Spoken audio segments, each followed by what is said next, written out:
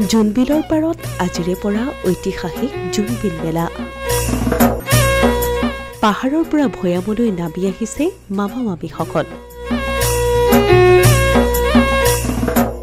প্ৰাচীন গোভা ৰাজ্যৰ পৰম্পৰা অনুসৰি পৰম্পৰাগত বজাৰ নিৰ্দেশতে আজিও বহে এই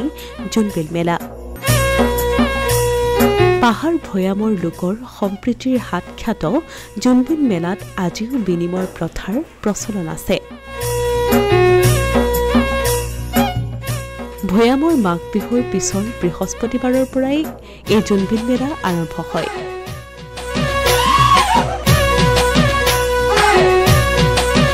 আৰু মাঘৰ বিহুৰ পাছৰ প্ৰথমটো বৃহস্পতিবাৰ অৰ্থাৎ আজিৰে পৰা তিনিদিনীয়াকৈ আৰম্ভ হ'ল জাগিৰোডৰ ইতিহাস প্ৰসিদ্ধ তথা পাহাৰ ভৈয়ামৰ সম্প্ৰীতিৰ মেলা গোভা দেউৰজাৰ জোনবিল মেলা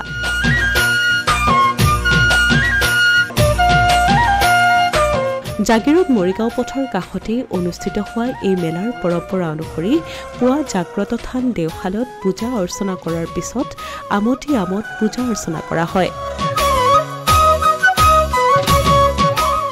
ৰজাৰ বা বিষয়াৰ পূজা অৰ্চনা কৰে দেওশাল শিৱ মন্দিৰত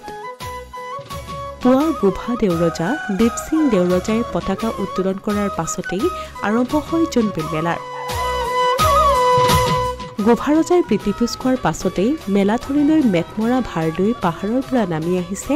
মামা মামীসকল ভৈয়ামৰ সামগ্ৰীৰ লগত বিনিময় কৰিবলৈ আনিছে লগত পাহাৰৰ আদা নহৰু কচু আদিকে ধৰি অন্যান্য সামগ্ৰী কাইলৈ অৰ্থাৎ শুকুৰবাৰে বহিব বিনিময়ৰ হাট শনিবাৰে জোনবিলত সমূহীয়া মাছ ধৰা পৰ্ব অনুষ্ঠিত হ'ব য'ত আগমন ঘটিব গোভা ৰজাৰ লগতে মধ্য অসমৰ ৰজাসকলৰ মানে কি কয় আমাৰ মেলা পৰিচালিত হ'ব বুলি পেলাই আমাৰ জনবিশ্বাস আৰু সেইটো শিৱ বাবাৰ সন্মুখতে আমি পূজা অৰ্চনা কৰি পেলাই শিৱ বাবাৰ সাক্ষাততে আমি এই কণী পাত কাটিলোঁ আৰু ইয়াত যিমানবিলাক মেলাত